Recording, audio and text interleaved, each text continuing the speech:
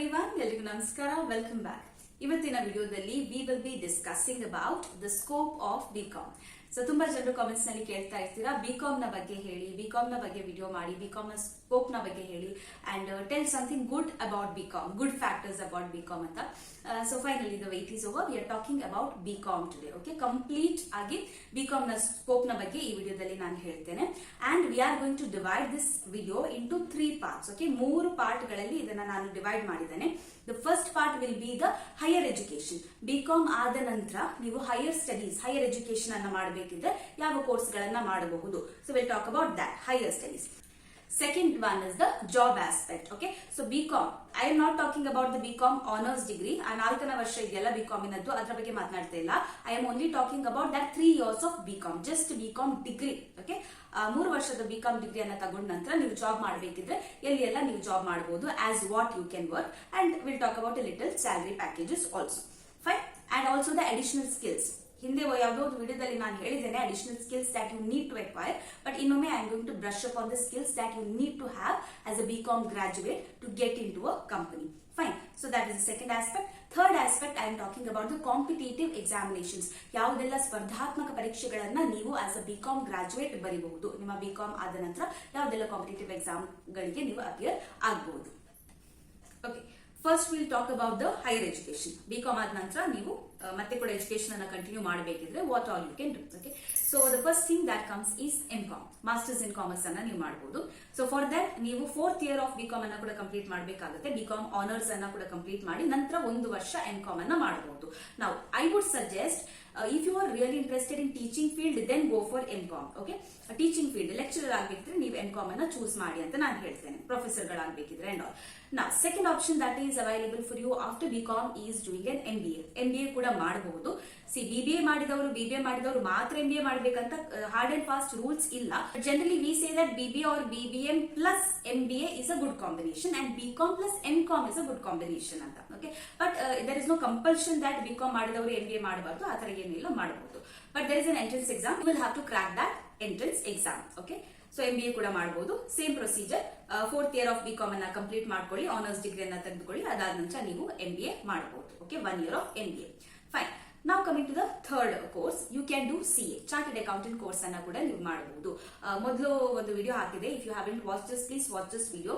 PUC ಆದ ನಂತರ CA ಮಾಡೋದು ಒಳ್ಳೇದಾ ಅಥವಾ BCom ಆದ ನಂತರ CA ಮಾಡೋದು ಒಳ್ಳೇದಾ, ಯಾರಿಗೆ ಇದು ಸೂಟ್ ಆಗುತ್ತೆ ಅನ್ನೋ ಬಗ್ಗೆ ಒಂದು ಡೀಟೇಲ್ ವಿಡಿಯೋ ಹಾಕಿದ್ದೇನೆ. If you are interested in doing CA after your BCom, please watch this video.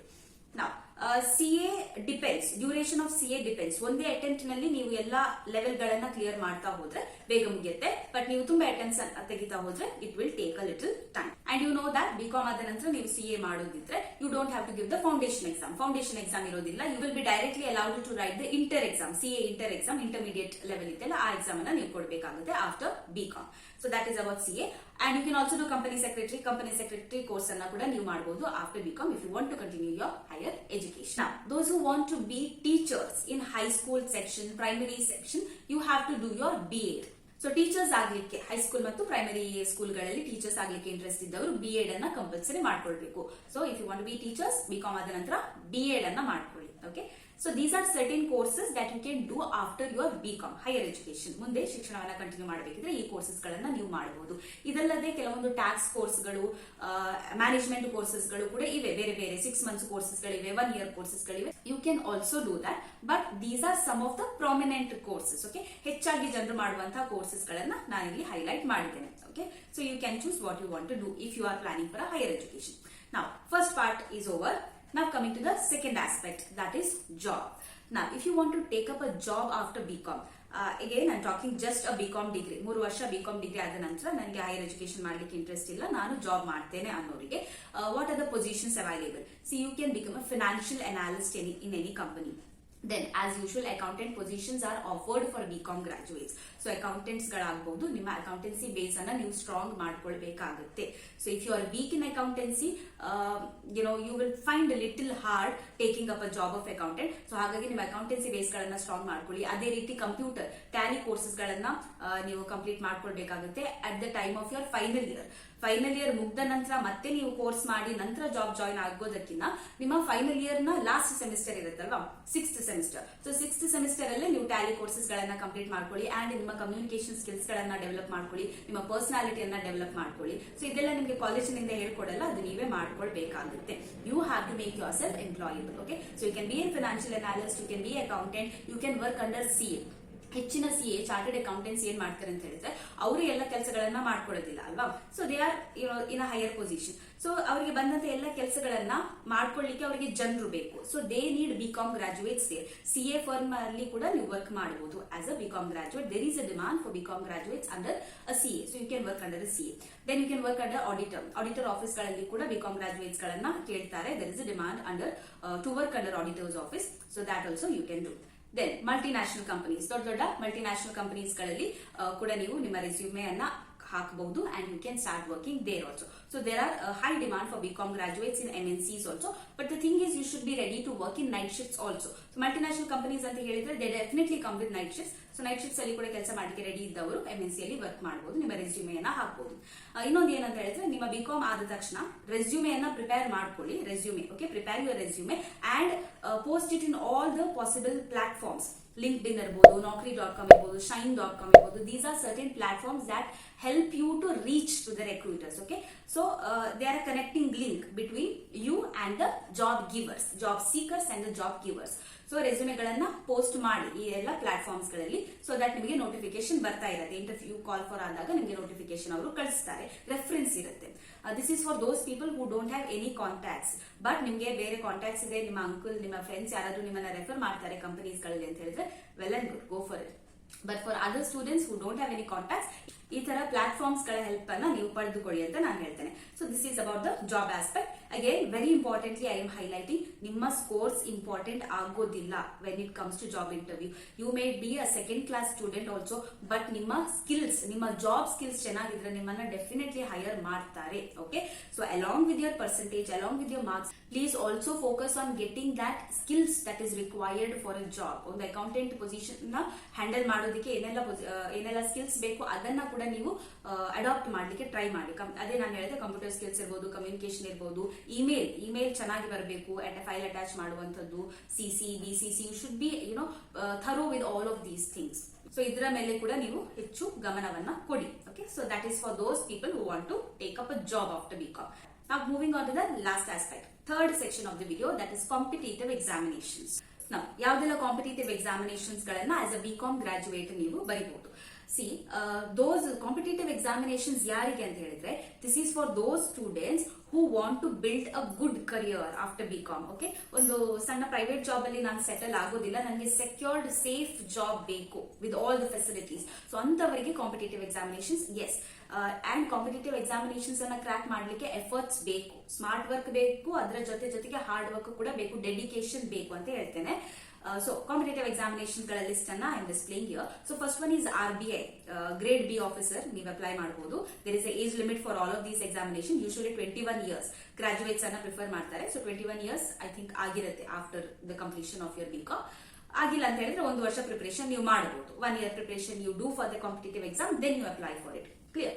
So RBI grade B officers apply ಮಾಡಬಹುದು. Then SBI PO post, PO that is probationary officer. Okay, this is for those who want to get into the banking jobs. SBI PO post irutte.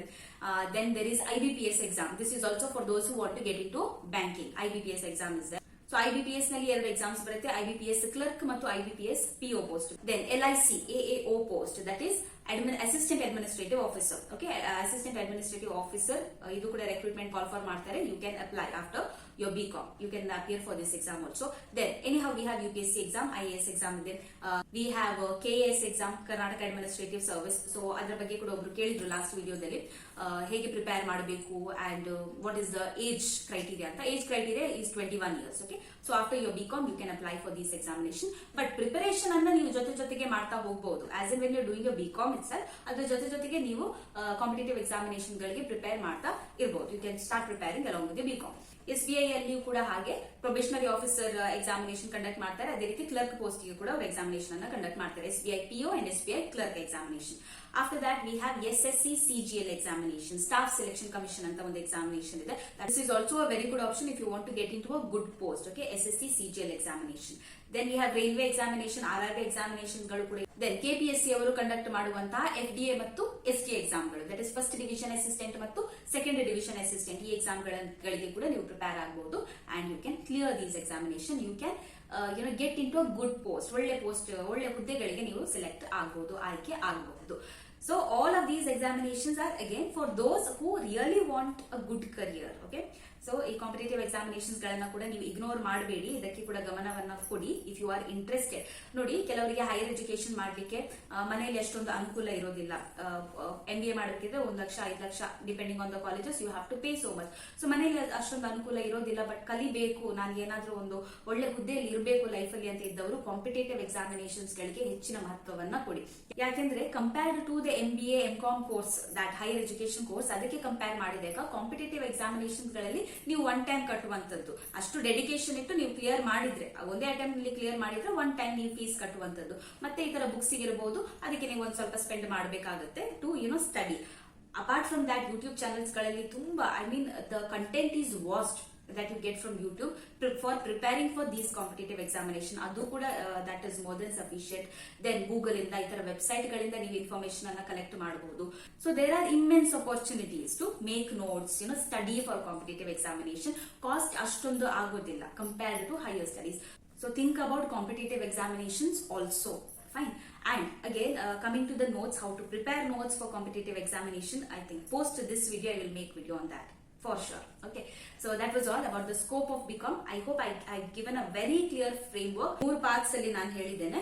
Higher education ಮಾಡಬೇಕಿದ್ರೆ ಯಾವೆಲ್ಲ courses available ಇದೆ, job ಮಾಡಬೇಕಿದ್ರೆ ಏನು skills ಬೇಕು additional ಆಗಿ, and ಯಾವೆಲ್ಲ position BCom graduates ಗಳಿಗೆ offer ಮಾಡ್ತಾರೆ, and competitive examinations ಗೆ prepare ಆಗೋದಿದ್ರೆ ಕೆಲವೊಂದು, ಇದು ಬಿಟ್ಟು ಕೂಡ ಕೆಲವೊಂದು ಕಾಂಪಿಟೇಟಿವ್ ಎಕ್ಸಾಮಿನೇಷನ್ಸ್ ಗಳಿರಬಹುದು, ನನಗೆ ಗೊತ್ತಿದ್ದಷ್ಟು ನಾನು ಇಲ್ಲಿ ಹೈಲೈಟ್ ಮಾಡಿದ್ದೇನೆ. ಓಕೆ, ಸೊ ಕಾಂಪಿಟೇಟಿವ್ ಎಕ್ಸಾಮಿನೇಷನ್ಸ್ ಗಳ ಬಗ್ಗೆ ಕೂಡ ನಾನು ಇಲ್ಲಿ ಹೇಳಿದ್ದೇನೆ. So that was all. ಒಂದು ಪಾರ್ಟ್ ಮಿಸ್ ಔಟ್ ಆಯ್ತು, that is the salary part. ಮೊದಲಿನ ವಿಡಿಯೋಸ್ ಗಳಲ್ಲೆಲ್ಲ ಹೇಳಿದ್ದೇನೆ ನಾನು, as a BCom graduate you don't get much salary at the beginning. ಮೊದಲೇ ನಿಮಗೆ 30,000 ಅಥವಾ 40,000-50,000 ಸ್ಯಾಲರಿಯನ್ನು ಯಾರು ಕೂಡ ಆಫರ್ ಮಾಡೋದಿಲ್ಲ. As a fresher definitely you will start with 10,000 15,000 ಅಂತ. ನಾವು this is for those students who are directly getting into job. Okay, MNC ಗಳಲ್ಲಿ ಅಥವಾ ಇತರ ಆಫೀಸಸ್ ಗಳಲ್ಲಿ ಅಕೌಂಟೆಂಟ್ಸ್ ಆಗಿ ಅಥವಾ CA ಅಂಡರ್ ಅಸಿಸ್ಟೆಂಟ್ ಆಗಿ ವರ್ಕ್ ಮಾಡುವವರಿಗೆ ನಾನು ಹೇಳ್ತಾ ಇರೋದು 15,000 ಇಂದ ಸ್ಟಾರ್ಟ್ ಮಾಡಬಹುದು. ಕೆಲವೊಂದು ಕಡೆಯಲ್ಲಿ ಅಂದ್ರೆ ಹೆಚ್ಚು ಅಂತ ಹೇಳಿದ್ರೆ ಮ್ಯಾಕ್ಸಿಮಮ್ 20 ಕೊಡಬಹುದು. I don't think anybody is paying more than that. Okay, initial first year ಗೆ ಮಾತ್ರ. ನಂತರ ಪ್ರಮೋಷನ್ಸ್ ಇರುತ್ತೆ, ಇನ್ಕ್ರಿಮೆಂಟ್ ಇರುತ್ತೆ, ಯು ಕ್ಯಾನ್ ಡೆಫಿನೆಟ್ಲಿ ಗ್ರೋ, ಮತ್ತೆ ಇನ್ಕ್ರೀಸ್ ಆಗುತ್ತೆ salary. Okay, but competitive examination clear ಆಗಿ ಒಂದೊಂದು ಪೋಸ್ಟ್ ಗಳನ್ನ ನೀವು ಪಡೆದುಕೊಂಡ್ರೆ, ಅಲ್ಲಿ ನಿಮ್ಮ ಸೆಲೆಕ್ಷನ್ ಆದ್ರೆ ಇವೆಲ್ಲ ಸರ್ಕಾರಿ ಹುದ್ದೆಗಳು, you know that FDA first division assistant, ST ಎಕ್ಸಾಮ್ಗಳು ಇದೆಲ್ಲ ಕ್ಲಿಯರ್ ಆದ್ರೆ ನಂತರ ನೀವು ಗವರ್ಮೆಂಟ್ ಆಫೀಸಸ್ ನಲ್ಲಿ ಕೆಲಸ ಮಾಡ್ತೀರಾ. So there the pay scale is really high.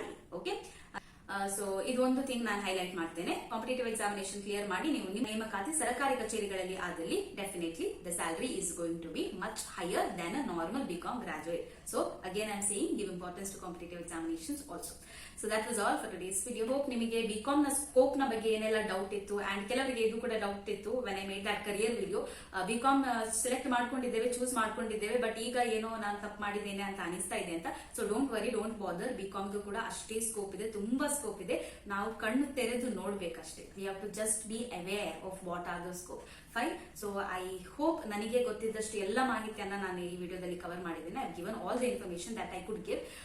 That's all for today's video. Thank you so much for watching, and all the best for your career. And if you're liking the content, please do like, share, subscribe to my channel, Seema's Academy. See you in the next video. Till then, take care. Bye. Namaste.